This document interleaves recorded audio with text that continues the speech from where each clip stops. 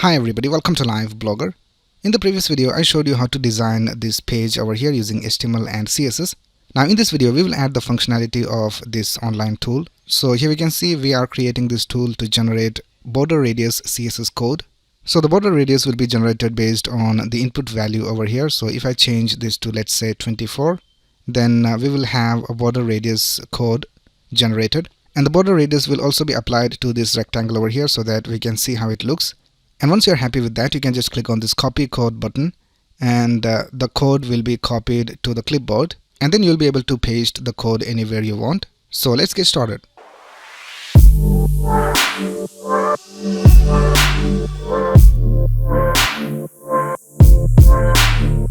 This is our progress as of now. We have written the HTML and also the CSS.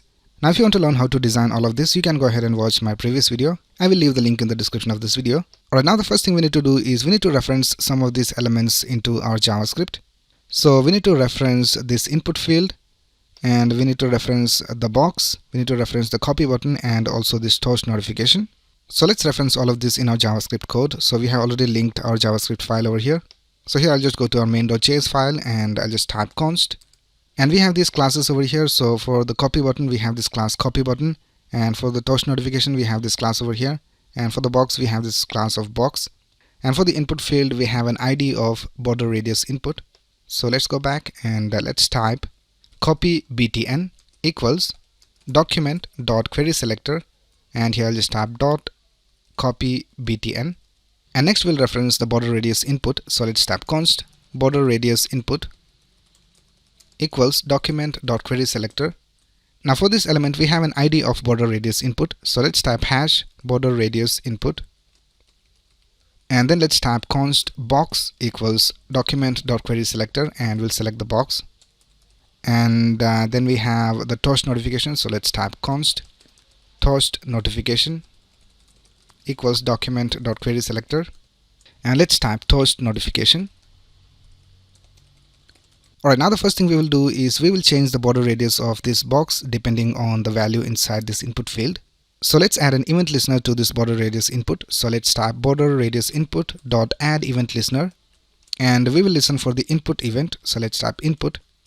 Now this input event will be triggered whenever we change the values inside this input field.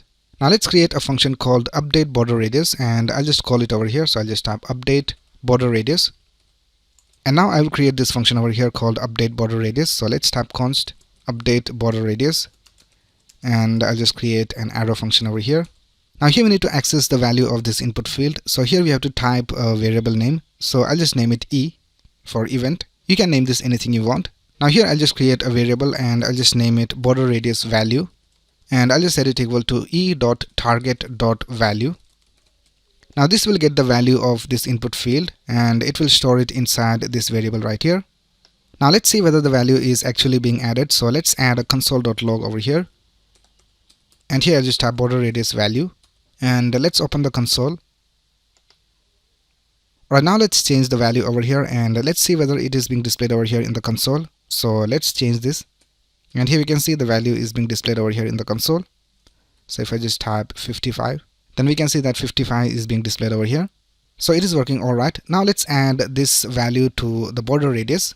So I'll just remove this line of code, and let's type box.style, and here I'll just type border radius value, and we also have to concatenate pixels over here. So I'll just type pixels, and now this should change the border radius of this box depending on the value inside this input field. So let's change the value over here, and we can see that the border radius is being added to the box. So it is working all right. Now what I will do over here is that I will add a function called math.floor over here, so that even if you have a decimal value over here inside this input field, we will have an integer over here in the border radius. So let's type math.floor, and I'll just add this border radius value inside math.floor. So now even if you add, let's say, 5.5, the border radius value that we're gonna get is 5. So if we just right click over here in this box and click on inspect, here we can see in the style we have a border radius of 5. So even if we add 5.5 or 5.6 or any decimal value, we will have an integer over here, And if we just change this to 6, now we can see that the border radius has changed to 6. Now the next thing we will do is, even if we add a value of more than 100 over here, so if we just type 150, it should change back to 100 because we have set a max value of 100 over here in the input field. But when we directly type a value over here, it will be added. So now if I just press up or down arrow, we can see that it goes back to 100. But if we just type some value over here, it will be added over here. Now if we just right click over here and go to inspect, we can see that the border radius has been set to 150 pixels. Now we don't want that to happen, so let's go back, and here we will add an if condition. So let's type if border radius value is greater than 100, then we have to set the value of this input field to 100. So I'll just type border radius input because we have referenced that over here, and let's set the value to 100. And the next thing we need to do is we need to add an animation. So for that we will add a class to our CSS. So I'll just add it over here first. So I'll just type border radius input dot class list dot add, and we will add a class called error, and we will keep the class for a short period of time, and then we will remove the class. So let's add a set timeout over here. So I'll just type set timeout, and here in the second argument we need to type the time in milliseconds. So I'll just type 1000 for 1 second, and here in this function let's type the code to remove the class. So I'll just type border radius input dot class list dot remove, and here I'll just type error, and now here we will add an else, and I'll just copy this code from here and I'll just paste it over here. So when the value is less than 100, then the class will be removed, and I'll also copy this code from here and paste it over here so that the border radius of this box also changes to 100. Alright, now let's create this class error. So let's go back to our style.css file, and let's go to the input. So here we can see these are the styles for the input. So here I'll just create the error class. So I'll just type click to copy input.error, and here we'll set a border of 2 pixel solid red, and we'll also add an animation. So I'll just type animation, and I'll just name the animation shake, and we'll just have the animation for 300 milliseconds, and for the easing function I'll just type ease in out. Right, now let's create this function. So I'll just type at keyframes, and here for the name I'll just type shake. Now in the animation we can have keyframes from 0 through 100%. So let's type 0%, and for 0% I'll just type transform translate x, and I'll just set it to 0. Now we will have an animation where this input box will move left and right, and I'll just copy this and I'll just paste it 4 more times. Now for the second keyframe I'll just type 25%, and here I'll just type transform translate x, and I'll just set it to -2 pixels.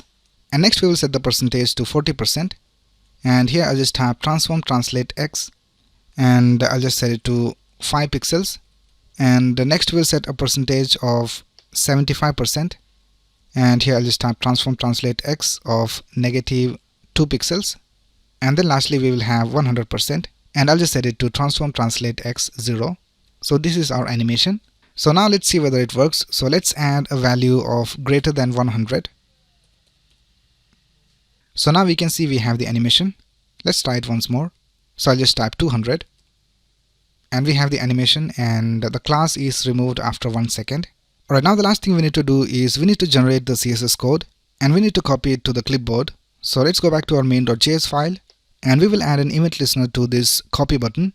So here I'll just type copy btn.add event listener, and we will look for the click event. And for this I'll just create a function called copy text, and let's create the function over here. So I'll just type const copy text, and I'll just create an arrow function over here.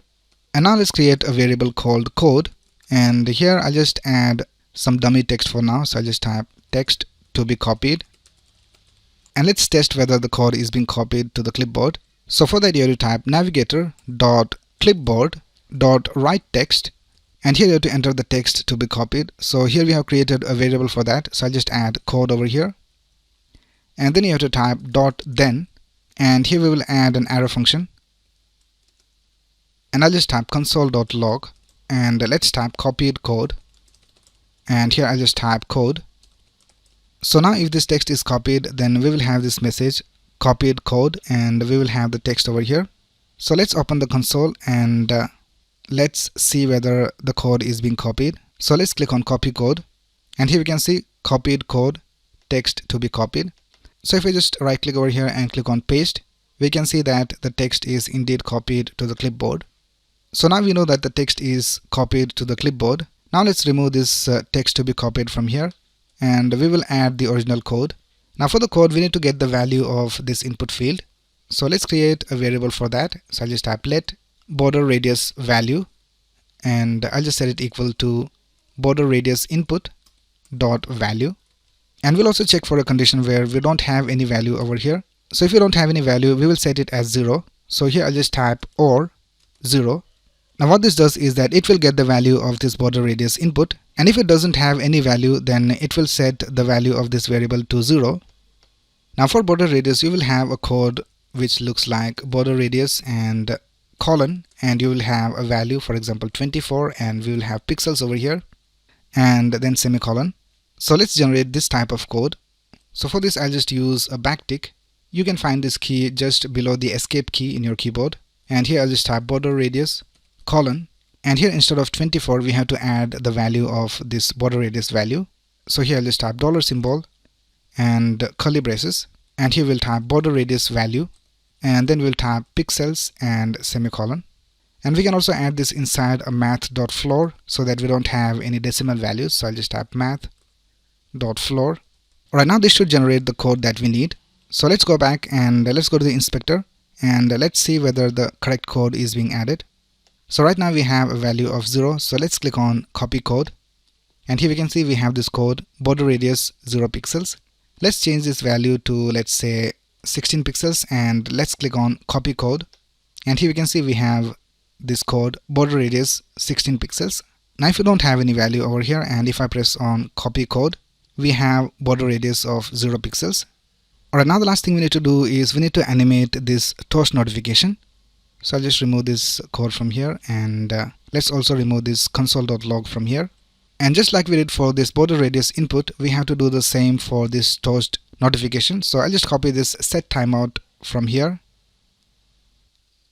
and I'll just paste it over here. And here instead of border radius input, I'll just type toast notification. And for the class, I'll just type active. So we'll add a class called active, and we'll also set the duration to 2 seconds.